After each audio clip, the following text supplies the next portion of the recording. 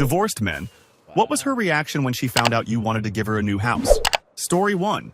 My ex, Tara, didn't just want the house and the divorce. She wanted the story. She told everyone I lost everything and she rebuilt from scratch. I didn't correct her. I was too busy rebuilding for real. A year later, my mom called me crying. Tara and the kids are in that apartment above the vape shop. The heat barely works. I said, I know. You know? I check the school portal. I see the attendance. I hear things. I wasn't trying to win Tara back. I wasn't even trying to be liked. I just couldn't stand my kids doing homework in coats. So I bought a small new build across town. Nothing fancy. 3 bedrooms, a yard, safe neighborhood, 5 minutes from their school. I put it in a trust with my sister as trustee. The paperwork said, Tara can live there rent-free as long as the kids are minors and enrolled in school. No selling, no refinancing, no cash out, just stability. My lawyer warned me. She's going to think it's a trap. He was right. I asked Tara to meet at a coffee shop. She came in like she expected a fight. Chin up, eyes sharp, ready to perform. I slid the folder across the table. She didn't open it right away. What is this? A house. She laughed. Actually laughed. You're broke, remember? I'm not. Her smile died. So you've been lying? No. You've been talking. She opened the folder, scanned the first page, then the second. Her hands started shaking. Not crying shaking. Angry shaking. Like her body couldn't decide which emotion to pick. This isn't in my name, she snapped. It can't be. So you can kick me out whenever you want. No. Read the clause. She read it again. Her mouth kept opening and closing like she couldn't find the right accusation. You're doing this to look like a hero, she said finally, voice low. I'm doing it because our son asked why the walls are always wet. That landed. Her eyes went glossy, but she refused to cry. She pushed the folder back like it burned. I don't want your pity, she hissed. It's not pity. It's a roof. Then, this is the part that shocked me. She stood up and walked out. Just left it there. No dramatic goodbye. No thank you. No insult. 2 hours later, my sister texted me. She called. She's screaming that this is emotional abuse because it makes her dependent. Then another text. Now she's crying. Says she hates you for being kind because she can't tell people you're evil anymore. Tara moved in the next weekend anyway. She didn't speak to me while we carried boxes. But when the kids ran through the empty rooms yelling, "This is ours?" she stared at the hallway like she might fall apart. As I walked to my car, she finally said, barely audible, "You didn't have to do this." I said, "I know." She swallowed hard. "I don't know what to do with this version of you. Get used to it," I replied, and drove away. Story 2. My divorce with Jenna was a slow-motion train wreck. Therapy, promises, relapse into the same fights. When it ended ugly. She posted vague TikToks about narcissists, and her friends sent me paragraphs about karma. But Jenna wasn't a monster. She was just panicked. She'd grown up unstable, and when the marriage failed, she treated security like a weapon. So when I got a promotion and a signing bonus, I did something completely against my pride. I called my realtor. I didn't want Jenna back. I wanted peace. Specifically, I wanted our co-parenting to stop feeling like negotiating with a storm cloud. I found a small townhouse near our daughter's daycare. I bought it outright. Then I called Jenna and said, "I need you to come to the title office Friday." Silence. Then, "What are you suing me for?" "I'm not. Is this about child support?" "No." "You're scaring me." "Good. Show up." At the office, she walked in like she expected handcuffs. Hair perfect, nails perfect, eyes exhausted. Our daughter was with my mom, thankfully. The attorney slid papers across. Jenna read one line and stiffened. "What is this?" she demanded. "A deed transfer," the attorney said. "Subject to an occupancy agreement." Jenna's eyes flew to me. "Why are you doing this?" "Because I'm tired," I answered. She flipped the page and stopped. "You put it in my name?" "Mostly." "The agreement says you can't sell it until Mia turns 18, and you can't take loans against it, so I can't run off with the money," she said, bitter. "So Mia always has a home," I corrected. Her face went through 3 expressions in 5 seconds. Suspicion, fury, and then this weird grief, like she was mourning the villain she'd built me into. "This is manipulation," she said, but her voice cracked. "It's boundaries," I replied. "House is yours to live in, not to cash out. I'm not buying your love. I'm buying our kids' stability." She slapped the papers down. "You think this makes you a saint?" I leaned forward. "No, I think it makes you less scared." That did it. She stood up so fast her chair scraped. People looked. She didn't care. "You ruined my entire narrative," she whispered like it was a curse. "Do you know how hard it is to hate you when you do this?" Then she started crying. Full on. Hands over her face.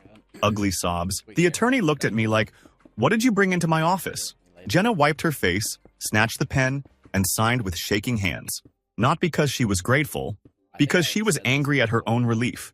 As we left, she muttered, "I'm still not forgiving you." "I'm not asking," I said. She paused at the door.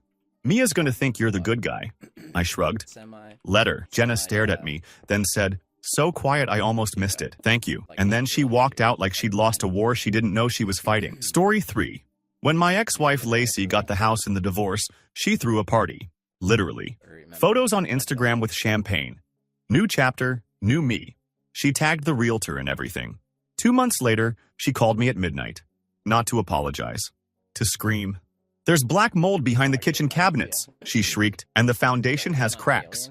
Why didn't you tell me?" I stared at the ceiling in my apartment and laughed once. "Because you didn't let me talk in court." I was emotional. You were loud. Our divorce decree forced us to split repair costs for 2 years because the house was considered marital property condition. It was going to be a nightmare. So I made a decision that made 0 sense to anyone except the part of me that wanted our lives to stop bleeding into each other. I offered to buy her a different house. She thought it was a trick. Of course she did. I texted, "Meet me at the inspection on Saturday." She replied, "If this is some stunt, I'll destroy you." At the inspection, she arrived with her brother. 6 feet 3 inches of pure intimidation. Like I was going to jump her in the driveway. I handed her a folder. "This is for a new place." Her brother snorted. "With what money?" "Not your business." Lacey didn't even open the folder. She shoved it against my chest. "You can't buy me off." "I'm not buying you off," I said. "I'm buying myself out." That made her blink. I continued before she could set me on fire. "The old house is a trap. Repairs, liens, arguments. You calling me at midnight. I don't want it. I don't want you. I want clean separation. So here's the deal. I'll put the down payment on a different house. Your house. You refinance in your name only within 18 months. I walk away from the old place entirely." She stared like she couldn't process a sentence without the word fight in it. Her brother leaned in. "What's the catch?" Lacey snapped. "Stop talking for me." She finally opened the folder. The address, the mortgage terms, the down payment amount. Her face went pale. You're serious," she whispered. "I'm tired of being your emergency contact," I replied. The inspector called out, "Roof's new, plumbing solid." Lacey didn't move. She looked at me like she was seeing a stranger. "I hated you," she said bluntly. "I told everyone you were cheap and selfish and you'd let me drown. I know. And now She gestured at the house, at the folder, at the reality of it. "Doing this?" Her eyes watered. But she fought it by getting mad instead. "You're doing this to prove I was wrong." "No," I said. "You being wrong doesn't fix my life." That line hit her harder than any insult I'd ever thrown. She turned away, shoulders shaking. Her brother awkwardly stepped back like he didn't know where to put his hands. When she faced me again, her voice was smaller. "If I take this, people will say you saved me." I shrugged. "Let them." She stared, then exploded. Because Lacey didn't do soft emotions. "You're such an asshole," she shouted, tears spilling. "Why couldn't you be this reasonable when we were married?" I didn't answer. There was no good answer. She signed the offer that afternoon. On the way out, she punched my arm. Not hard, just enough to feel something. And as she got into her car, she said, like a confession she hated, "I don't know whether to thank you or hate you more." I called after her. "Pick whichever helps you sleep." She slammed the door so hard the mirror shook. Story 4. My ex Bree and I divorced because she couldn't stop gambling. Not casinos, apps. Sports bets, crypto plays, late night just one more spins. She never cheated, never hit me. She just bled money like it was infinite. When we split, I got custody weekends and a court order that she couldn't borrow from me again. That last part was my lawyer's idea. "You're not her bank," he said. "You're her ex." 6 months later, Bree got evicted. She called sobbing, swearing she'd changed. I didn't believe her, but my son's voice in the background, "Mom, where do we go?" made my stomach drop. So I did something that felt like swallowing glass. I bought her a house. Not in her name, not even close. I bought a tiny cottage under an LLC. The lease was $1 a month. Condition: automatic rent jump if any late fees, gambling app charges, or payday loans showed up on her bank statements. My sister managed the finances. If Bree messed up, she didn't lose the house to me. She lost the subsidy. Real consequences, not drama. When I told Bree, she reacted exactly how an addict reacts when you offer help with rules. Rage. "You think I'm a child?" she screamed in the parking lot outside the courthouse. "I think you're sick," I said, calm. She threw her hands up. So you're punishing me. I'm protecting our son. She snatched the keys from my palm, then froze like she'd been slapped by the weight of them. Her eyes went glassy.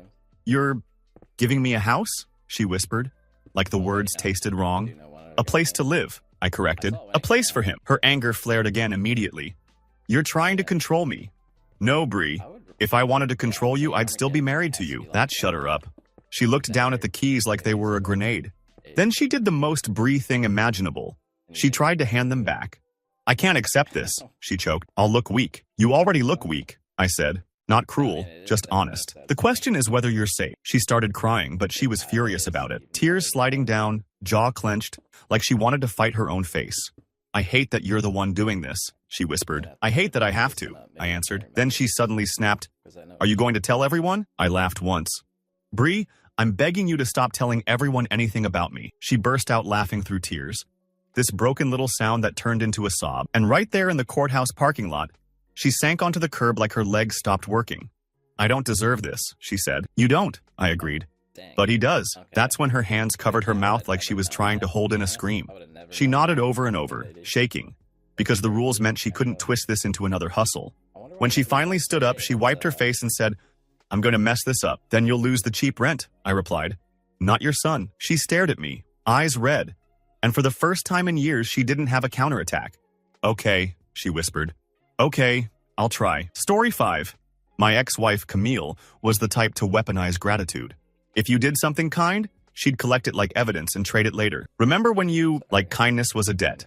So after our divorce, I swore I'd never give her anything again. Then her dad died. Camille called me, voice flat. He left me nothing. My stepmom sold the family house. I didn't like Camille, but I knew what it felt like to have the floor vanish. A month later, my real estate agent texted me a listing, an old house in a quiet street. Cheap because it needed work. I stared at the photos and thought, this could be her reset. But I need to do it in a way she can't twist. So I invited Camille to meet me at the house. She arrived in heels like she was going to court, not a dusty property. What is this? She demanded. Walk, I said. We toured the place. She kept making comments. Small kitchen, ugly tiles. This neighborhood is okay, like she couldn't let herself want it. When we reached the backyard, I said, I'm buying this. Her eyes narrowed. For you? For you. She actually stepped back. No. Yes. Why? Her voice rose. So you can tell people you're the generous ex? So you can trap me? So you can... I pulled out the folder. It's a life estate.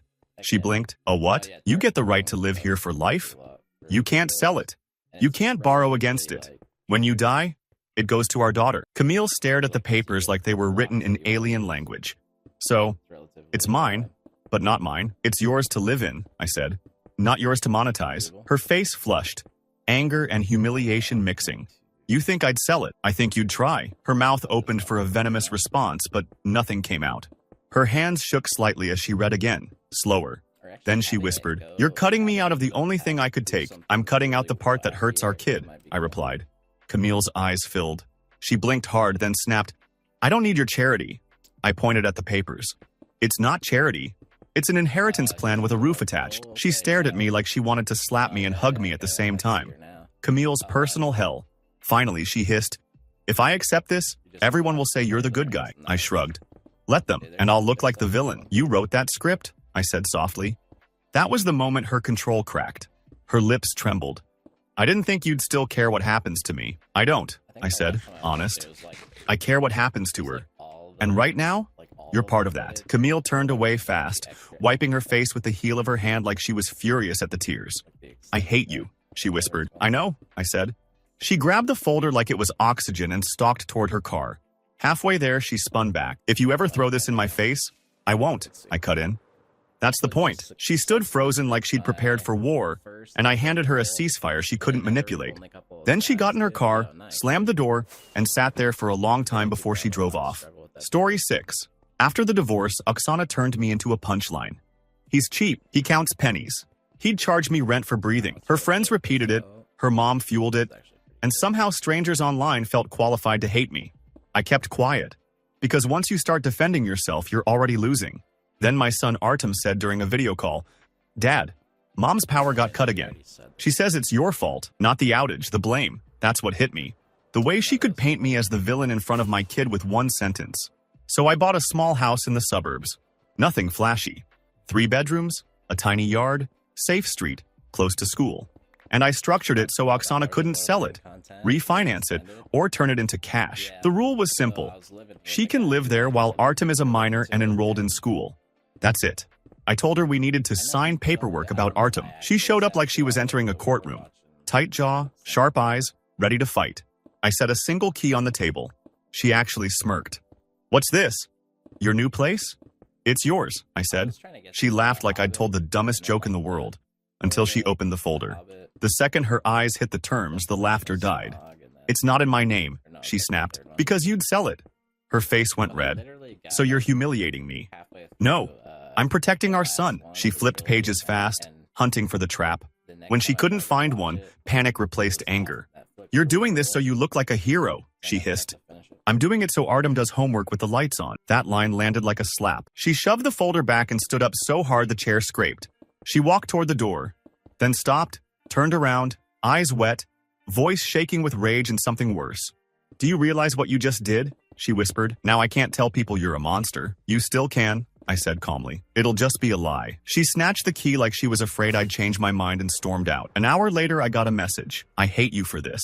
Because I feel ashamed." It was the closest thing to thank you she'd ever given me. Story 7.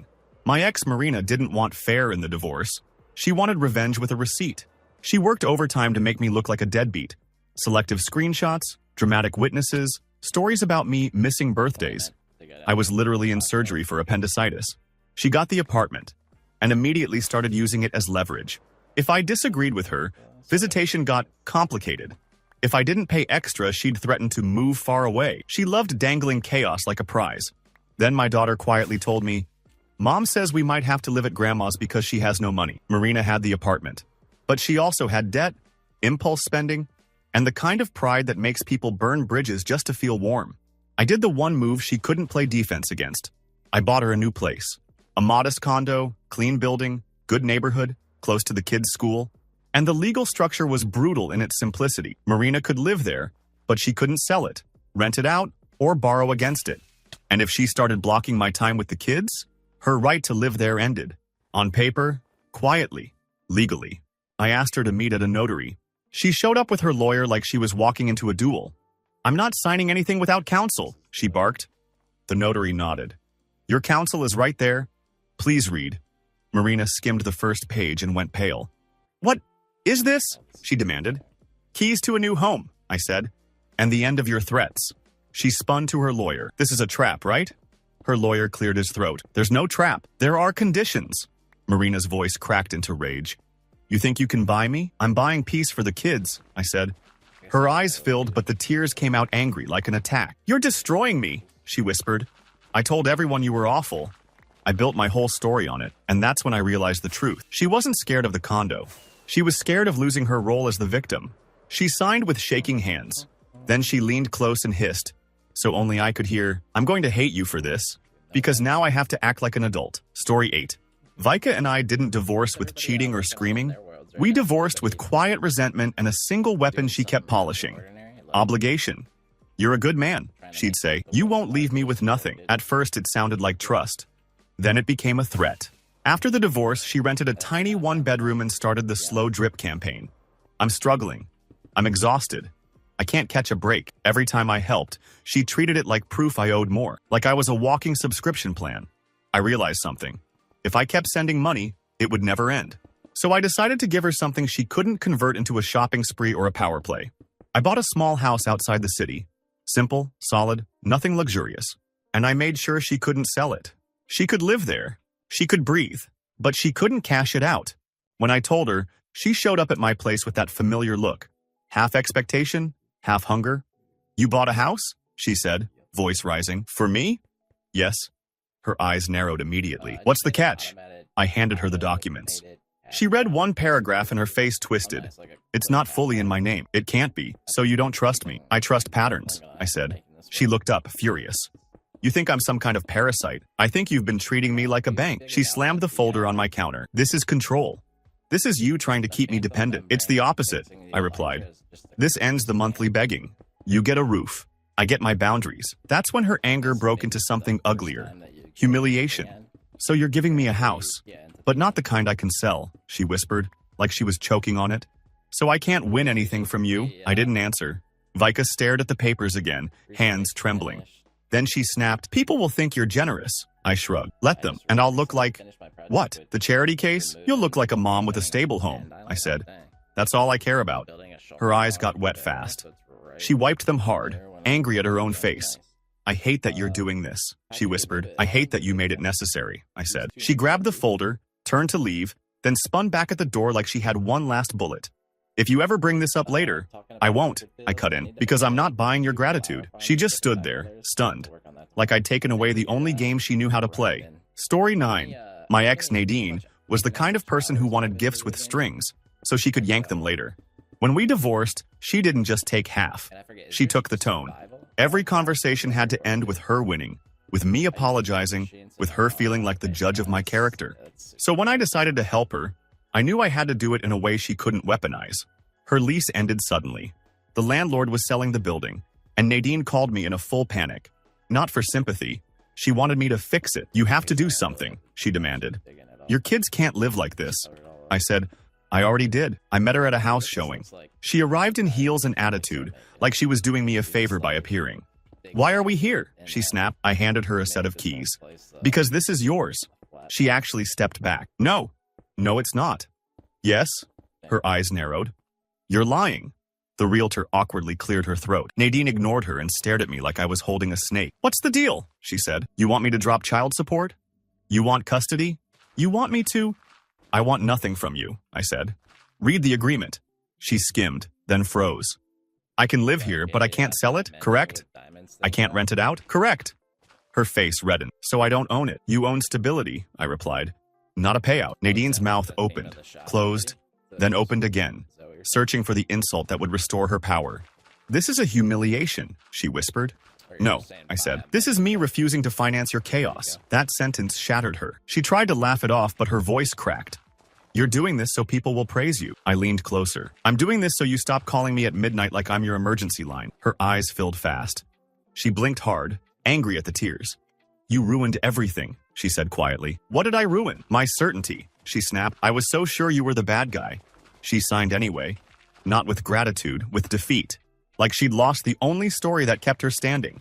As she walked out, she turned back once, clutching the folder to her chest. I don't forgive you, she said. I'm not asking, I replied.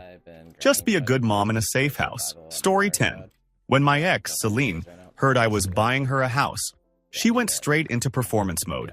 She posted a quote on Instagram about toxic men trying to control women with money. She texted my sister a paragraph about how I was manipulative. She even told our friends I was trying to trap her so I could own her. Then she showed up at the meeting anyway, because curiosity beats pride every time. I didn't meet her at my apartment. I met her at a courthouse-adjacent office with a mediator present. Neutral ground. No drama. Celine walked in, sunglasses on like a celebrity avoiding paparazzi. Let's hear your little offer, she said. I slid the paperwork across the table. It's not an offer. It's already done. She read the first page, and for the first time in years, she went silent. Her fingers trembled. This address? This is near my sister, yeah? And the school district, better? She swallowed hard, then snapped back into anger like she was terrified of feeling relieved. So what do you want? She demanded. Because men don't do this for free. The mediator glanced at me carefully. I said, I want our son to stop packing his stuff in trash bags every time you move. Celine's face changed. The sunglasses suddenly looked stupid on her.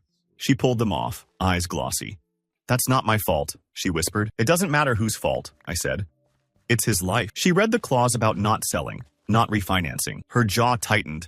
So I can't take the money and run, she said bitterly. No, I replied. You can't. Her eyes flashed. You don't trust me. I don't trust the version of you that panics, I said. The version that burns everything down to feel in control. Celine stared at me like she wanted to spit. Then her lips shook. She looked away fast, breathing hard. You're disgusting, she whispered. For buying you a house? For making me feel safe, she snapped, furious. I hate that it works. She signed, hard, like the pen was a weapon. Then, as she stood to leave, she paused at the door, voice small and raw. Don't tell anyone, she said. Let me keep my pride. I nodded once. Done. She walked out clutching the papers like they were both a gift and a verdict. Story 11. My ex, Alina, loved public victories. After the divorce, she didn't just take the apartment. She took the microphone. Every mutual friend heard the same story. I abandoned her. I ruined her life. I was the type who'd watch you drown. I didn't argue. I focused on our son and on not becoming the person she described. Then one winter, my son showed up for my weekend with a cough that sounded like sandpaper.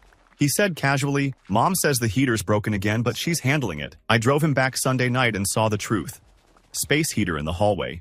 Windows fogged. Alina wearing 2 sweaters inside. She tried to block the doorway like she could hide it with her body. "Don't start," she warned. "I'm not starting," I said. "I'm ending something." I bought a small house the next week. Nothing fancy, just clean, warm, stable. I didn't put it in her name. I didn't put it in my name either. I put it in a family trust with a neutral trustee and one clear rule. Alina can live there while our son is a minor and enrolled in school. She can't sell it, rent it out, or refinance. If she moves in a boyfriend, fine. But no temporary roommates turning into chaos. When I told her, she laughed like I'd offered her a toy. "You're trying to control me," she said instantly. "I'm trying to control the temperature my kid sleeps in," I replied. At the meeting, she flipped through the papers fast, eyes darting for the hook. When she didn't find one, her expression shifted into something almost offended. "So I don't own it," she snapped. "You don't cash it out," I corrected. "You live in it." Alina's voice went sharp. "You want everyone to think you're some hero. I want our son to stop getting sick." That's when the performance cracked. Her throat worked like she was swallowing rage. She stared at the keys on the table like they were an insult and a lifeline at the same time. "You're ruining my story," she whispered. "What story?" "The one where you're the bad guy," she said, eyes glossy. It was the only thing that made this feel fair. She grabbed the keys with shaking fingers, stood up, and said the strangest sentence I've ever heard from her. "I hate you for being kind after we divorced." "It's late." Then she walked out and left the folder behind. Like accepting help was easier than accepting what it said about her. Story 12.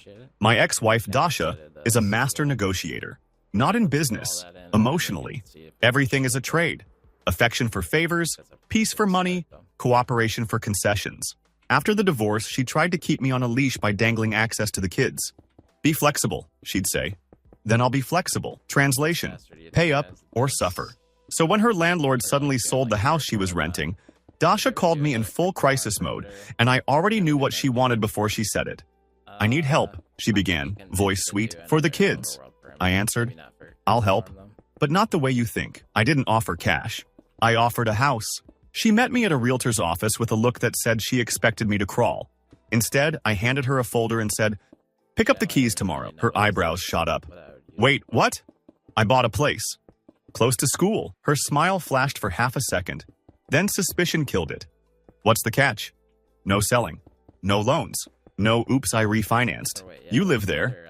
The kids have a home." Dasha's face tightened. "So you don't trust me?" "I trust your habits," I said. She slammed the folder down.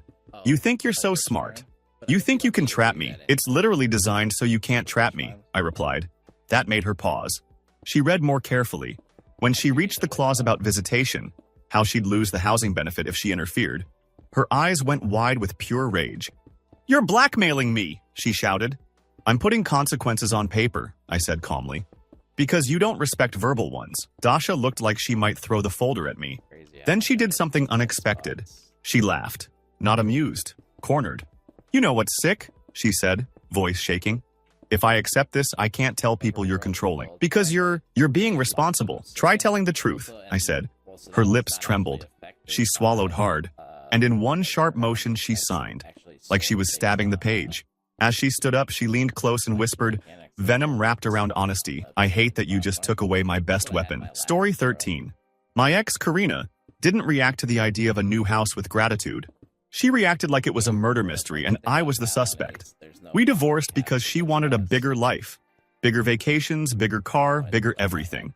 I couldn't keep up with her appetite, and she resented me for it.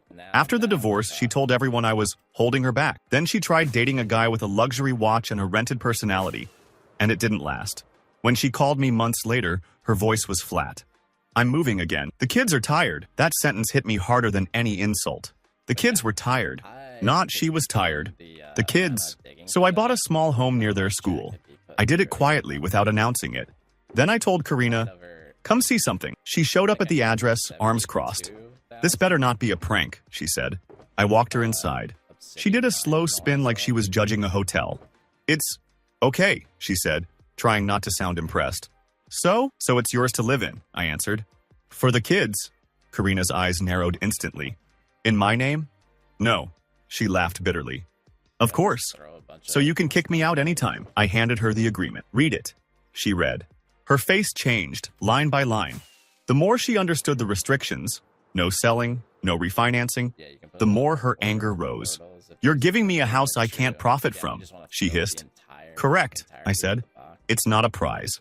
It's a home. Karina's voice cracked. You think I'm greedy. I think you're reckless, I replied. And the kids shouldn't pay for it. She stared at me like she wanted to spit. Then her eyes filled with tears she refused to let fall. You're doing this to make me look bad, she whispered. No, I said. You did that yourself. She walked into the kids' room, touched the empty wall where a poster would go, and just stood there, trembling. When she turned back, her expression wasn't soft. It was defeated. I don't know what to do with this, she said. Move in, I replied. And stop moving them. Karina nodded once, hard. Then she whispered, almost to herself, I built my whole identity on hating you. This messes it up. Story 14. My ex Nadia has one addiction. Attention. Not social media attention. Control attention. She needs to be the one everyone is chasing. During our marriage, I chased. After the divorce, I stopped. And she couldn't stand it. When she found out I was buying her a house, she told people I was trying to purchase forgiveness. She posted vague quotes about men who give gifts to erase harm. She basically pre-attacked the situation so she could keep the moral high ground. Then she called me, voice sugary. So, I heard you want to help. I said, meet me at noon. Bring ID. At the office, she walked in like she expected applause. Then I slid the papers across. She skimmed and smiled until she reached the part where she couldn't sell the property. Her smile fell off her face. Hold on, she said. So I can't sell it? No? So I can't rent it out? No. So I can't take the equity and buy what I actually want? No. Nadia stared at me like I'd slapped her with math. This is insulting, she snapped. You think I'm some gold digger? I think you're unstable, I replied. And our daughter deserves stability. Her eyes flashed. You're doing this to feel powerful. I leaned back. If I wanted power, I'd give you cash. Cash gives you leverage. A house with rules gives you shelter. That made her go quiet. Because she knew it was true. She read the clause about school enrollment and the age limit. The more she read, the more her throat tightened like she was fighting tears. You're not giving this to me, she whispered, voice suddenly small. I'm giving it to our daughter's life, I said. Nadia's eyes watered. She wiped them fast, angry at her own body. You're ruining my argument, she hissed. What argument? That you don't care, she said. She signed without looking up. Then she stood, grabbed the folder like it was a life raft and said in a shaky voice, Don't you dare tell anyone. Let me keep at least my pride. Story 15. My ex-wife, Svetlana, hated gifts because gifts meant obligation. She wanted independence so badly she'd rather suffer than accept help, until the suffering started affecting the kids. When we divorced, she moved 3 times in 1 year. New job, new roommate, new fresh start. Each move was framed like empowerment. But I could see the pattern. She was running. From debt, from stress, from admitting she needed support. One night, our son texted me. Mom cried because the landlord raised rent again. That was it for me. I bought a small house close to my place so exchanges would be simple. Then I called Svetlana and said, I need you to come by. It's about the kids. She arrived tense, expecting some custody ambush. I handed her the keys. She stared at them like they were poison. What is this? She asked. A house, I said. A stable one. Her first reaction wasn't tears. It was fury. No, she said immediately. I'm not taking anything from you. It's not from me, I replied. It's for them. She shook her head hard. This is how men control women. With money. With property. With help. I opened the folder. Then read the terms. It's not control. It's protection. She read, slowly. And as she reached the restrictions, no selling, no loans, her anger faltered. You don't even want credit, she whispered. I want quiet, I said. For them to sleep in the same room for more than 6 months. Svetlana's eyes filled. She fought it, jaw clenched like she was refusing to be weak. You're making me feel small, she said. I'm making the problem small, I answered, so they can feel big. That broke her, not loudly. Just a sudden, silent collapse into tears she tried to hide by turning away. She wiped her face and whispered, I don't know how to accept this without feeling like I owe you. You don't owe me, I said. You owe them stability. She nodded, clutching the keys. Then she looked at me with a pain that was almost respect. I wanted to believe you'd leave me to struggle. she admitted. I didn't, I said, but I'm still not coming back. She flinched at that, like the truth hurt more than the gift, and walked out with the keys shaking in her hand. Story 16. My ex, Yulia, didn't just want the divorce. She wanted the victory lap. She kept telling people she escaped me, like I'd been some kind of cage. Meanwhile, I was the one quietly paying off the joint debt so my credit wouldn't implode. Then she called me one night, voice too calm to be normal. The landlord is selling. We have 60 days. We? I repeated. The kids and me, she said quickly, like the word was obvious. I didn't offer cash. Cash would become a forever transaction. I went and bought a small house in a decent neighborhood and had my lawyer draft a very specific agreement. Yulia can live there until our youngest turns 18. She can't sell, refinance, or rent it out. If she stops the kids from seeing me, the housing benefit ends. It wasn't cruelty. It was the only language she respected. Paperwork.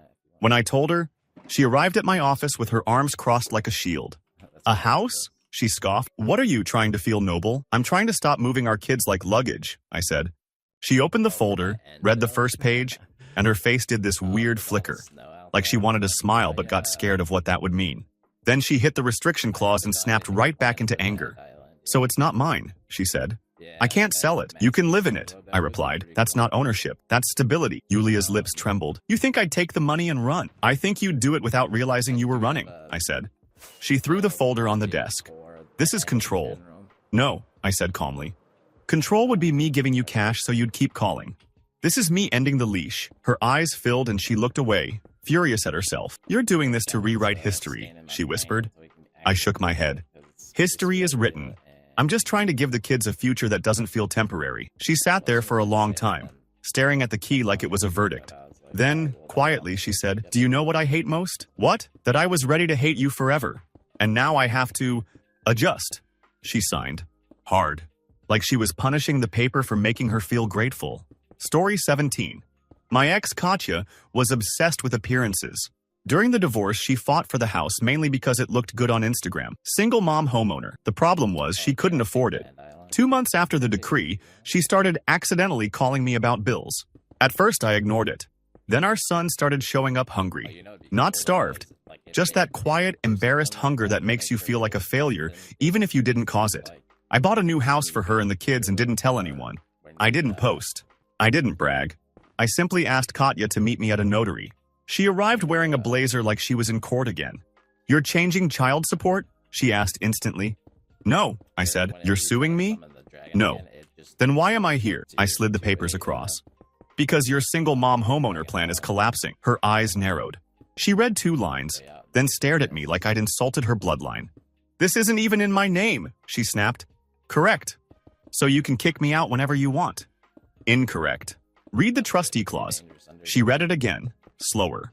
Her fingers tightened on the pages. She hated it. I could see it. Not because it was unfair, but because it was unspinnable. She couldn't call it a gift and she couldn't call it oppression. It was just responsible. This is disgusting, she said, voice shaking. You want to look like the bigger person? I want our son to stop pretending he isn't hungry, I replied. Katya's face changed in 1 second. Pride to pain. She swallowed hard. You're making me look bad, she whispered. You did that yourself, I said quietly. I'm just refusing to let the kids pay the price. She tried to pivot back to anger. So I'm what, your charity case? No, I said. You're their mom. And they need a steady home. Katya stared at the last page for a long time, then signed without looking up. Afterward, she stood and shoved the folder into her bag like it was contraband. At the door, she paused and said, almost inaudible, Don't tell anyone. I nodded. I wasn't going to. Her throat worked. I hate you for being quiet about it. Get used to it, I said. Story 18. My ex, Inna, played chess with emotions. She'd bait me with crises, then punish me for reacting. During the divorce, she told the judge I was financially controlling, even though she'd never once paid a bill on time. She won sympathy. I won freedom. Or so I thought. 3 months later, she texted, The kids' school might change. Don't freak out. I called immediately. She answered with a sigh. See? You always freak out. My kids changing schools isn't don't freak out, I said. Inna had gotten behind on rent. Again. And instead of admitting it, she wanted to move to a cheaper area and pretend it was a fresh start. I could already see the damage. New school, new friends lost, our kids starting over because she couldn't face reality. So I bought a house near the current school. Quiet street. Simple. And I built the agreement like a lock. She can live there until the kids are grown, but she can't sell, refinance, or rent it. If she takes the kids out of the school district without my consent, the housing benefit ends. No drama, just consequences. When I told her, she showed up smiling, too brightly. "Oh, wow," she said, dripping sarcasm. "So generous. What do you want?" "I want you to stop uprooting them," I replied. She took the folder and immediately flipped to the restrictions, like she'd been trained to sniff out control. Her smile died. "You don't trust me. I trust you to do whatever makes you feel powerful," I said. "Even if it hurts them." Ina's eyes flashed. "So this is punishment. This is prevention," I answered. She read more. Her breathing changed. Faster, shallower. Then she slammed the pages down. "You're trapping me," she whispered. "No," I said. "I'm trapping the chaos." For a second, she looked scared. Not of me. Of stability. Of having nowhere to run when things got hard. "I can't believe you do this," she muttered. "Believe it," I said. "They deserve normal." Ina stared at the key on the table like it was an enemy. Then she suddenly said, voice cracking, "If I accept this, I can't tell people you're controlling." I shrugged. "Then don't," she signed, but her hand shook. On the way out, she hissed, "You just took away my escape routes," I replied. Good. Story 19. After the divorce, my ex, Alicia, rebuilt her entire personality around one phrase: "I don't need him." She said it to friends, to her family, to the kids, especially to the kids. Every time they mentioned me, she'd smile and say, "We're fine without him." Then the reality cracked. Her car died. Her job cut hours. Rent went up. And one day my daughter called me from the bathroom whispering, "Dad, Mom's crying again. She thinks we can't hear." That broke something in me. I bought a small house. Not for Alicia's pride. She could keep that. For the kids' nervous system. No more whispering in bathrooms. No more pretending they aren't scared. I asked Alicia to meet me about school paperwork. She walked in with her chin lifted, ready to show me she was fine. I put the deed agreement in front of her. She scanned the first paragraph and scoffed. "You're buying me a house?" "I'm buying the kids a stable address," I corrected. Alicia laughed, sharp and fake. "What's the catch? You want me back?" "No." "Then you want applause?" "No." She flipped pages, hunting. When she reached the clause that prevented selling, her face tightened. "So I can't profit," she said bitterly. "You can live," I replied. Her eyes went glassy. "You think I'd sell it?" "I think you'd sell anything to avoid admitting you need help," I said. That hit too close. Her jaw clenched. "This is humiliating," she whispered. "What's humiliating is our daughter hearing you cry and thinking it's her fault," I said. Alicia's eyes filled instantly. She turned away like she could hide it. Then, in a cracked voice, she said, "I told everyone you'd never help." I answered softly, "Stop telling everyone things." She signed, not with gratitude, but with shaking hands like she was surrendering a war she'd been fighting alone. At the door, she paused and said, "I still don't need you." I nodded. "Great. Just let the kids need a home." Story 20. My ex, Sonia, had one talent: turning generosity into guilt. If you gave her a ride, she'd remind you for months. If you paid a bill, she'd use it like a moral weapon. So when I decided to buy her a new house, I knew I had to do it in a way that couldn't be used against me or against the kids. Sonia was renting a place with a landlord who loved surprise inspections and random rules. The kids hated it. They'd ask permission to breathe. I found a small house near my neighborhood and set it up under a trust. Sonia could live there rent-free, but the house couldn't be sold, refinanced, or used as collateral. And the moment she tried to interfere with my visitation, the benefit ended. Not revenge. A boundary she couldn't rewrite. When I told her, she showed up acting bored. "A house?" She yawned. "Let me guess. You're trying to look good." "I'm trying to stop the kids from living like guests," I said. She opened the folder and her eyes lit up for exactly 2 seconds, until she read the restrictions. Then her face twisted like she'd tasted poison. "You're not giving me anything," she snapped. "You're giving me a cage." "A cage would be debt," I said calmly. "This is a roof." Sonia pushed the papers back. "Put it in my name or don't bother." "No," I replied, "because you'd cash it out. And 6 months later, the kids would be back in a rental." Her eyes went wide with rage. "So you think I'm irresponsible?" "I think you're impulsive," I said. "And impulsive people shouldn't be holding matches near a home." She stood up, shaking, voice rising loud enough that people outside the office could hear. "You just want to control me." I stayed seated. "If I wanted to control you, I'd give you money. Money keeps you calling." That shut her up. She sat back down slowly, breathing hard. Her eyes watered and she looked furious that they did.